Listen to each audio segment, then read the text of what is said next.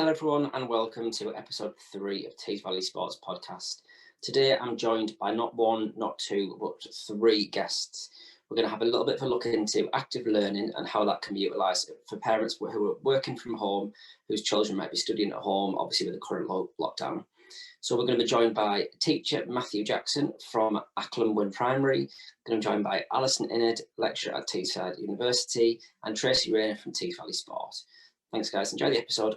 Hi guys, thanks for joining us. So today we are going to be looking around a little bit of active learning and how parents can really help their children focus on staying active while learning at home. So if I can get introduced yourself, we've actually got 3 people on the call with me today. So let's start with Matt. Can you introduce yourself first, please? Hi, I'm Matthew Jackson. I work at Acklam Primary School. I'm the PE lead and deliver all PE sessions within school. Fantastic. And then Tracy, you next, please.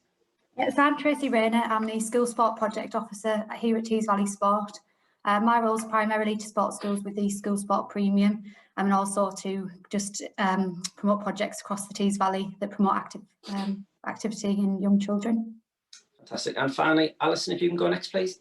Yeah, I'm Alison, Senior Lecturer in Sport and Exercise Science at Teesside University, and a lot of my research focuses around active learning with children. Brilliant. So, Matt, we really appreciate that you've jumped on this call with us today.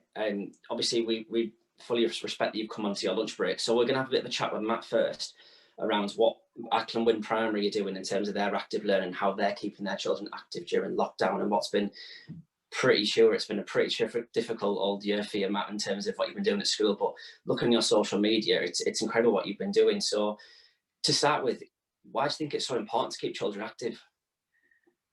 Just first of all, it has been a crazy year, but I think it's affected obviously everybody in different ways, and obviously education, everyone's just clubbed together. So I think it has been difficult, but the question there, I mean, why is it important to stay active? I think there's 2 main ones. Obviously, you've got your physical health, being active, it reduces the risk of heart disease, cancers, diabetes. But I think, especially in the media now, we're looking at mental health more than anything else. Obviously, being active, it helps you sleep. It changes your moods, things like that. It relieves stress. And I think looking at it now, especially between the 2 lockdowns, the first lockdown was obviously in the spring, summer. Everyone was going out and about.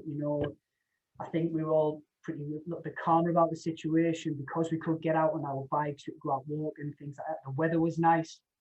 And I think now, looking at this lockdown, obviously it's darker mornings, darker nights. I think it's just really hit home why it's important to stay active. If you go out for a walk, you come back in, you do feel better about yourself. And I think we have seen that with both adults and children in school. So there's 2 main ones for me, both keeping active helps you with your physical health and your mental health. Awesome. I mean, I know from obviously this lockdown, it's obviously a lot tricky. I mean, as soon as the weather picks up, we're straight outside having a walk around the block, and the people now that you see out, it's like as soon as we get a little bit of a sunlight, it's like the streets are flooded with families out walking, isn't it? I mean, obviously the first time around when it was actually, last year when we had the summer months, it was amazing seeing people out walking. But this time it's incredible to see people taking advantage of it, isn't it? And like I say, it's just so important. And even today, where the weather isn't so great, sometimes you put your trainers on, put your coat on and go out, because it does make you feel better. As much as you don't want to do it sometimes, if you go out and exercise, you come back in, it's a clean slate, fresh state of mind. You do feel better about yourself, and it's important to really hit home that you do need to stay active. Absolutely. Half an hour a day, 10, 15 minutes, just go out and be active, get some fresh air. Absolutely. So just in terms of the school itself then, Matt, can you just tell us what have been the main challenges that school have faced during this pandemic in terms of keeping the children active? I think there's been a lot said in the media. I go talk about this lockdown again, the amount of screen time the children are having. There's a lot of time spent in front of, whether that be an iPad, a computer. I think we all know ourselves as adults, the longer you spend in front of the computer, that you feel more drowsy, you feel more tired, so that's obviously a big challenge for us to try and keep our children active, but also, it's important that they do the home learning. So it's trying to find the balance between the 2. And we feel with what we've got on the PE side and the mental health side that we've offered, we're kind of ticking both boxes, but I'm not going to lie, it has been quite a difficult challenge to do that. I can well imagine. As I say, I mean, looking on your social media, it's incredible just how active you've been. And I really want you to sing about how much you've been doing. So we've obviously looking at a few things that you've done. Can you let us know a little bit about the lockdown lamppost challenge and what that was and where that brainchild came up and a little bit about that? Yeah, so well, the lockdown lamppost challenge is just one of the few things that we've done, but you know, it was an idea. You know, as I was driving into school one day, I saw a number, a code on every lamppost. I was thinking we could do like an orienteering challenge here. So what we did, I went on Google, took a screenshot of the local area map, and then I went out on my lunchtime and made some marks where the lampposts were, wrote down those codes, and then when I got back to school, did like a coloured key. So for example, the lamppost at the school would be purple. So we set the children the task of finding the lampposts and then writing down the codes. And once they've done that, they send us that either via the school app, on email or social media, and then obviously we retweet that. But you know, the feedback we've got off that, parents are loving it, you know, carers are loving it, and the kids themselves, because I think the map in total is around about 3 miles, so it takes an hour out of the day, but it's, you know, it's an inclusive activity, everyone can do it. You know, even adults have enjoyed it, like going out, they take the dogs, they go on the bikes, on the scooters. It's an activity which is inclusive and the whole family can enjoy, so that's been a really good one for us, the Lockdown Language Challenge. Amazing. It's just so good to see how innovative you've been and how much you've been creative and how it's given children and families that chance to go outside as a family together, and without them realizing, you know, they're staying active, but they're also doing something that's challenging them a little bit, and it's giving them goals, it's giving them things to focus, isn't it? Which is, it's absolutely incredible to see it. So hats off to yourself for the things you've been doing. We really appreciate that, but like I say, it comes from a strong school community, you know, without the support of our staff, our parents, and the children themselves. You know, I think the children need to take a massive amount of credit for, you know, the way they're just continuing through this. You know, it can't be easy for them, and you know, absolutely. They're going, but we really appreciate our school community chipping in and getting involved in that. Yeah, definitely. Another one. Will you let us know a little bit more about what it takes to be an active Acklam winner? Well, it's kind of it doesn't roll off the tongue really, does it? We tried for like it's hard to say, it's getting the words out, isn't it? We tried for a witty hashtag to see if we could get trending around the world, but you know, we an active Acklam winner, you know, we want our kids to be as active as possible, but I think it's really important that there is a difference between PE and physical activity. And I think especially in this lockdown, you know, it's important to find the right balance between the two. So for example, you know, we've got to still teach the children something, but we want them to be active. You know, so finding that balance has been quite difficult, but I think the main emphasis that we're trying to get through is to enjoy it as well. I think we know as adults, if you enjoy something, you want to do it more. Absolutely. You know, if we can get our kids active, if they can be active Acklam winners, you know, that's what we want them to do. We want them to go out. If they go out, tweet us, tell us what they're doing. And again, that goes on our social media. And then if one family sees that thing, oh, that's a good idea, we'll go and do that. And you know, there's a culture, well, we had a culture around school before the lockdown where PE was a massive part of our school. You know, the kids want to be involved. The parents are really supportive as well, after school clubs, before school clubs. But basically, we just want to be our children, be active. But the main thing is they have to enjoy it. And if we can find different things that they can enjoy, you know, that's even better for us, because children come in happy, say parents are happy, then that means happy staff, and it's just a nice place to be. Awesome. So just the final one really for me before I give you a little bit of an open forum and such. Can you tell us a little bit more about the Acklam Wins PE challenges? Yeah, so like I've just been saying there is a difference between PE, physical education, you know, physical activity. Yeah. We're trying to find the right balance. So with the children who are in school, you know, we've had them, you know, take up some challenges, and I've filmed those challenges, you know, so you can go on our website. I'll give you the website at the end, and we've got about 15 videos on there at the moment. Awesome. And you know, the videos they're a mix of activities, but you know, we sat down to start the lockdown and we said, you know, we've got to put videos on which are adaptable, which don't require much equipment. You know, they can easily be progressed to be harder. We can make them easier.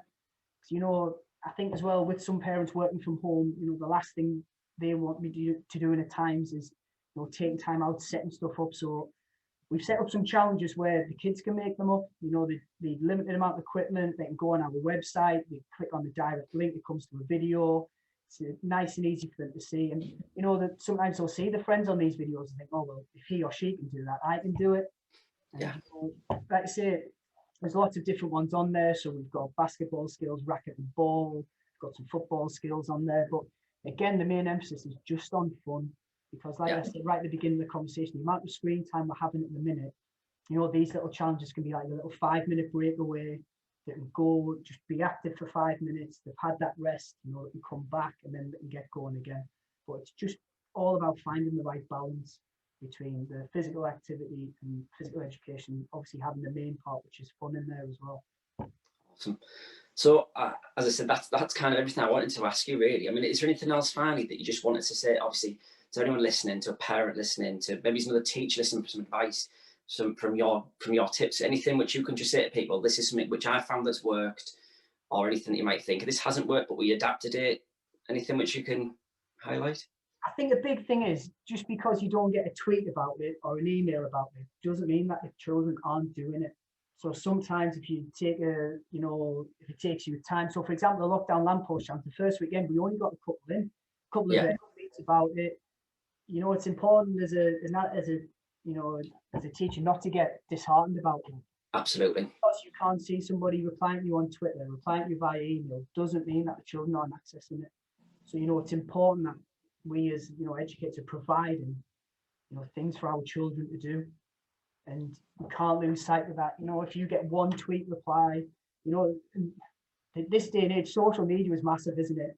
Oh, huge. Absolutely ginormous. Tweets on something, you think, oh, this must be good, this is brilliant. But, you know, that doesn't mean that they've done it.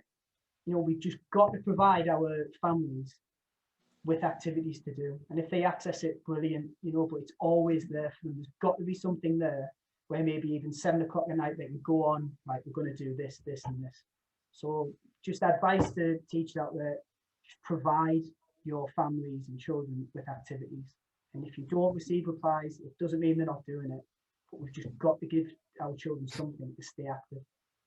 Awesome.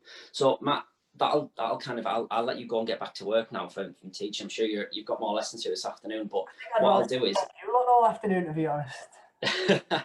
in the notes of the YouTube and the Spotify and the podcast, what I'll do is I'll pop a little note for, you know, the Acklam Whin website, social media. So if anyone wants some tips and some advice on what you're doing, then I'll just put all those links on there so people will be able to click and follow what you're doing, if that's all right with you. Yeah, that's absolutely brilliant. And just thank you obviously to Tees Valley Sport yourselves as well for providing, you know, activities online again, which are easy to access for our children and families. You know, as a school, we really appreciate it. Sometimes we can just retweet that and then it's out there and we can send that out now as well. So thank you so much for doing that. Awesome. Well, Matt, as I said, thanks very much for your time, mate, and great to catch up with you, and keep up the great work. All right, excellent. Stay safe, everyone. Thank you. Thanks, mate. So just leave us the three of us now. What great. I don't know about you two, but it's fantastic listening to what schools are getting up to and hearing how innovative they are with terms of thinking of things and new ideas. It's just inspiring for me. It sounds listening to him with the passion and putting the sort of the science behind it in terms of the benefits of it, but also put into practicality and how just something so simple as driving to school and coming up with that idea that's then got how many children engaged doing 3-mile walks. You know, that's what I think we need during this time, isn't it? Absolutely. I mean, as I said, you know, you're sitting looking outside. I'm looking outside my window now, and you've got the snows laying, and you're thinking to yourself, I don't want to go outside in this, but you're hearing him saying these ideas, and you're looking outside. I mean, I've got lampposts outside our window where I'm filming, and I've got a number I can see right in front of me. It's such a simple idea that he's obviously gone out of his way and he's thought about this, and it's getting kids actually walking 3 miles, isn't it? It's incredible. I think the key message as well is just that I think the weather puts us off as adults, but children don't care what weather they're out in. You know, put the wellies on, put the waterproofs on. Yeah. Or if they get wet through, you just get them changed when they come in. I think the benefits of getting them out in all weathers, because we've got to understand in this lockdown, the weather's not going to be kind to us, but just using the opportunity to get children out in all weathers, doesn't matter if they get wet, the benefits far outweigh. Yeah, absolutely. I mean, Ali, if I just come on to ask you a question within your role, in terms of the research obviously behind active learning, what does it tell us about the physical benefits of being physically active? Yeah, I mean, it's an interesting one, isn't it? Listening to Matt talk there around the lamppost. I mean, just what a brilliant idea of getting children and adults out being active. And I think Matt highlighted quite a lot around the benefits of physical activity. So we know there's lots of health benefits in terms of physical benefits. So the reduced risk of obesity and chronic diseases. It can help with bone strength of children. But you've also got the cognitive aspect as well. So it really can help with cognitive function. It can help with concentration. And then you've also got the well-being aspect and the mental health, which obviously Matt talked about, and particularly for our children, just that ability to, move around and escape. And a lot of children want to move. It can, even for us, it can be quite difficult, can't it, to sit in front of the screen? I mean, I struggle in front of the screen all the time. Sitting still in front of a screen and you find your back's hurting and you're aching a bit. And we're born to move, we're born to be on our feet and being active. And it can be quite difficult, particularly for children, to feel almost like they're restrained in it and are having to sit down. So that ability to, let off some steam or, help with concentration as well can be really useful. But I think the link with learning, so my mind was ticking away when we talk about the lampposts. I was thinking, oh gosh, like we've had lampposts forever. This is no one ever thought of this before, yet they've always, it's incredible, isn't it? The numbers on. And I thought, what a brilliant way of getting children out and adults being active, walking between the lampposts. But then I was also thinking around how this could link to active learning. So I was thinking, oh, well, they could get the numbers, they could maybe plot their own graph, which might link to geography, or they could do something with the numbers. And I think that's the transition, a bit like Matt was saying, around there is a difference between PE and physical activity, and there is, but then you've also got that distinction as well between physically active learning, so using physical activity to support the learning. So it's not just sitting in front of a screen or sitting down doing workbooks. Can we be active whilst learning at the same time? So I think there's loads of things you can do. It's that, as Matt said, being creative. I think it's also giving those young people a purpose, isn't it? So like he gives them purpose to go for a walk, because I think that's the big thing at the minute. Is if you say to your child, let's go on that walk we've done pretty much every day since lockdown began last March, they're not going to want to get out. So it's just giving them, thinking these ideas to get them out. Even connecting with the families, going to the post box, writing a letter, taking it to the post box, going to it, finding out where the post box are that you haven't been to, go to a different one. Just using it as a purpose to get out, really, isn't it?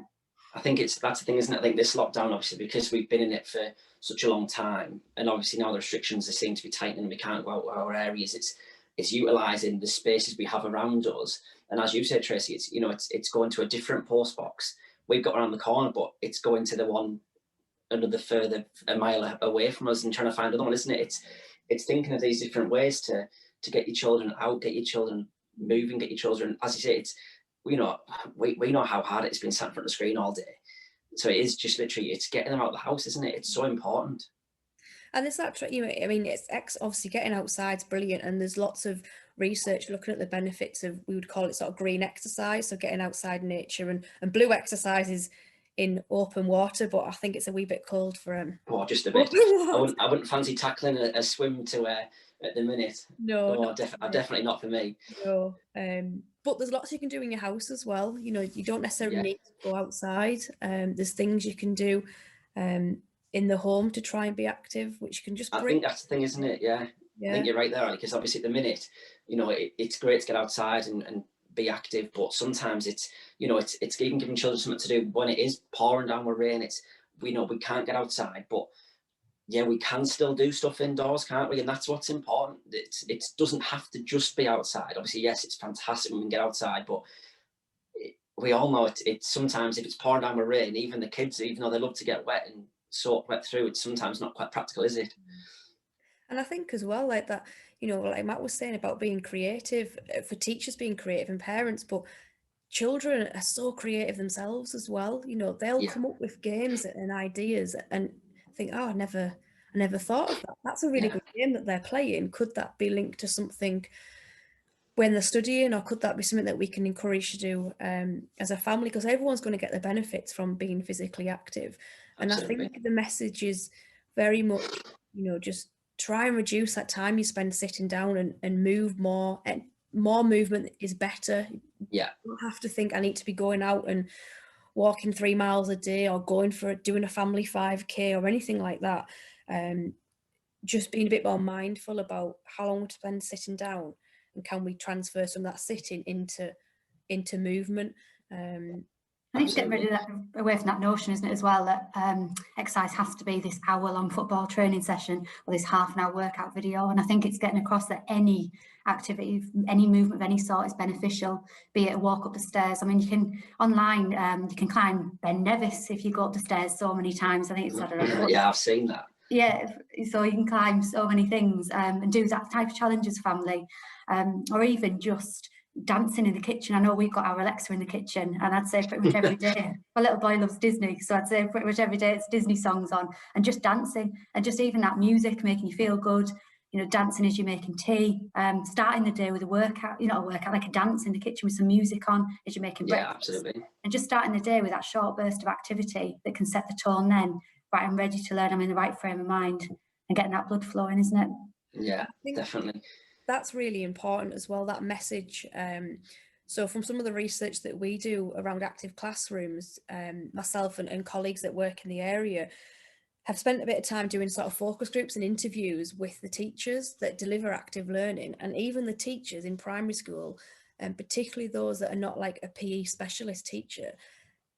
They report back, you know, I haven't got the confidence, I don't know how to do games or sport, and it's that perception that it's something, as you said, Tracy, that's like, I need to know these skills, and I need to know the right rules, and it doesn't need to be so prescriptive. It's can we move our body, can we get up, and can we move around in whatever format you like as a family or as an individual, to try and break down some of those barriers. Because I think if teachers have those barriers, then chances are the parents at home, possibly even more so, are going to have that, oh, am I doing it right, or is this the right thing I should be doing? So I really love that message that Matt gave around just do something, whatever you can do. Don't worry if it's not getting reported anywhere. Don't feel you need to report it. Just do what works for your family. I think in this digital day and age as well, there's so much content out there. I mean, even linked into academic learning. So you've got sort of super movers,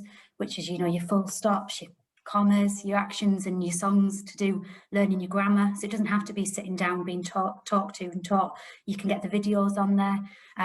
There's all things about, I know some of the cosmic yoga, you know, you've got all things that if you're not confident to deliver it, or you're not confident to show your child, you can get on the computer and actually utilise what's out there. There's so much out there at the minute to support. I know we've got a lot of that on our website, a lot of links that are quick to use, but also just using the actions, using those songs, using that dance to learn some of these concepts as well, and getting those children up and moving.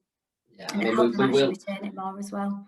We will be putting some of these ideas into the notes in this episode, because there's been so much talked about, and there's been so many different ideas and so many different ways for parents to get the children active. We will be sharing them. A lot will be on our website, the Tees Valley Sport website, but yeah, we will have that link on the episode. But Tracy, for me, I mean, what if any teachers are listening, what advice would you give them in terms of keeping the pupils active and happy during this time? I mean, obviously, you know, we know how hard it is, but have you got any advice for teachers? What's your top tips for teachers? I mean, first of all, I want to sympathise with teachers, because I think you're getting pulled in every direction. You know, as much as I'd like to say, stop the screen time, you know, put all of these physical activities in, you've got the education secretary, you know, putting these advisories in, you know, the children need this much actual virtual online learning. And I think it really restricts teachers, because you've got to have that homeschool engagement. But I do think just making sure before you start your lesson, a quick short burst of activity, get your children up and moving, because actually that might be the first time in that whole morning that they've actually moved while getting out of bed, coming downstairs. So I think a short burst of physical activity, and actually be mindful if you see your children in front of the screen slumping, getting a bit restless, fidgeting, just stopping, having a quick 60-second challenge. Youth Sport Trust have some fantastic challenge cards on their website. Again, just this short burst of physical activity, just getting them concentrating again, because I think that's key. It doesn't have to be long, intense workouts and exercise, just these short, regular bursts to keep the children focusing, concentrating. And I'd just say, as much as you can, if you can do a live PE lesson, if you've got the confidence, if you've got the skill, bringing in the children from home, bringing in the children at school, and actually that communication, that connecting the children who might be feeling isolated at home and actually having a fun activity to do. So you're not just doing your maths, your literacy, but having that fun activity where it could be you have put some music on and everybody's having a dance and you all do it. So it doesn't have to be in a formal physical education lesson. Doing some yoga, doing some mindfulness. I know we did a webinar last week on mindfulness and well-being, but some of the activities that she came across, doing a mindful minute, just actually getting your class, just sit there for that mindful minute, relax, taking around you, one thing you can see every time, one thing you can hear, and actually just taking that time to stop, sit quietly and think carefully, it just makes a world of difference. And I think that's what we've got to be really mindful of, is our children's mental health and well-being through all I think from a lot of discussions I've been around within the role that I do, I feel like a lot more this time around is the mental health, and it's not just getting children physically active, as you say, Tracy. It's that mental side. It's that, we've got to be careful that these children, that they're getting used to this lockdown mentality, and we need to make sure that we can keep that positive swing in it, don't we? And actually not expecting a child to sit down at the laptop listening to you. There's nothing wrong with a child standing up, moving around. And I know we might see that as, not necessarily the standard way, the old-fashioned way where you've got to sit down, listen, take it in. But a child might be better off looking at the laptop but moving around as they're listening, absolutely. with a toy. And it's just getting away from this notion they've got to sit down, focus to take it all in. A child might be, if you've got an exercise ball in your house that your child wants to sit on and have a little bounce on as they're listening, that's getting the oxygen flowing, it's getting the concentration, the focus. And I think it's just, if this is our way now of the virtual learning that we've got to accept has to take place, it's how can we alter it to suit all these children I mean, we aren't the old school classroom based, are we now? We're new. There currently is a new way of learning. So you're saying about, we don't have to just sit and learn. Well, we're not sitting. The children aren't sitting in classrooms now. So the fact that, as you're saying, if a child wants to stand up and walk on the spot while learning, for me, then the teacher needs to just say, right, that's fine. If that's what they want to do, just let them do it. And actually, the benefits of just that, even moving on the spot as you're listening, the benefits of that and on the concentration, on the retaining, on the memory, taking in everything, and even just get the teacher acting out. If you've got songs, I mean, like you were saying earlier, Mark, kids are creative, aren't they? They're better than us in one sense. Get your children to make up songs, dances for concepts you're teaching. Share with the other children. Again, that well-being, sharing ideas, connecting, feeling part of your school community. And I think it's really important that we don't lose that. Definitely. So we've kept you both for quite a while now, but what I want to do, I'm going to put you both on the spot a little bit now. So to finish off, I want you both to give me 2 top tips for keeping active at home. So that can be, whether it be for the teacher aspect, in terms of keeping the classroom active, or for a parent to get the child active. So I just literally want you to go, Ali, I'm going to go you first. I want your first top tip to keeping active at home. Put it on the spot here, right? Yeah, I completely put you both on the spot. I think I would say, do what you enjoy. Find what works for you and your family. Everyone has different levels of enjoyment and different things. So if you don't enjoy it, then you're not going to continue doing it. So just find something that you enjoy, and hopefully that will help with motivation and sort of keeping the activity running. Awesome. Tracy, give me your tip number 1. I think for me it's purpose. It's pointless doing things that you don't see a sort of sense of benefit from or a purpose from. So whether that's, like I say, posting a letter through the post box, whether it's going for a 5k walk and then beating your time the next day, whether it's going on a scavenger hunt rather than just going to walk, what can you find around you? If you want to link it to learning, if they've been learning angles, can we find 2 90-degree angles out in the environment, around the home, shape hunt, something that's got a purpose. And I think it's just, rather than say, come on, let's go out for another walk, let's do another run, it's find a purpose to it. Can we race mum and dad around the block, who's going to win, that type of thing. Yeah, I mean, it's one of the better ones, and it's free, it's easy to do. Yeah, absolutely. So yeah, purpose, definitely. All right, Ali, can I come back to you? What's your second top tip? Again, putting you both back on the spot here. We haven't planned this one. This is just me putting you both. It's a tough one, isn't it? I'm sort of torn between that creative element, but I think we've talked about that, and using the children to be creative. And I think I'd possibly go with probably links to the enjoyment, but just take that pressure off yourself to feel like it has to be something really structured, and I need to be a sports person, or I need to know the rules. Just like you said, it sort of links back to doing what you enjoy.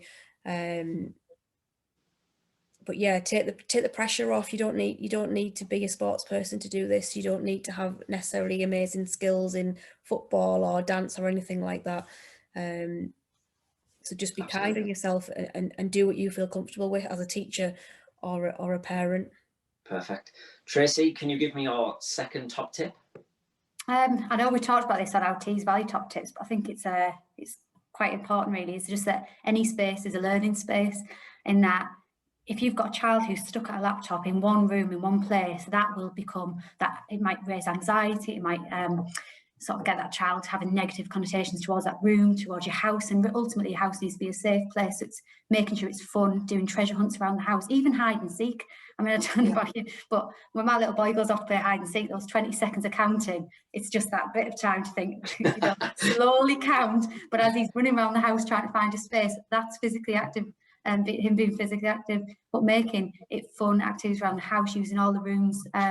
I know we were doing a lesson on capacity the other week, and we just did it in the kitchen, so pouring containers, and it's using every room in your house and seeing it as it can be a learning space. The tiles on your kitchen floor, you can put sounds on them, or if you're doing times tables, the answers, and you've got to jump to your answer, but just making sure that a child isn't stuck in that one room in front of that one screen. You're utilising all the space in your house, and actually you'll get so much more benefit from that, both with your child, and ultimately happy child, happy parent.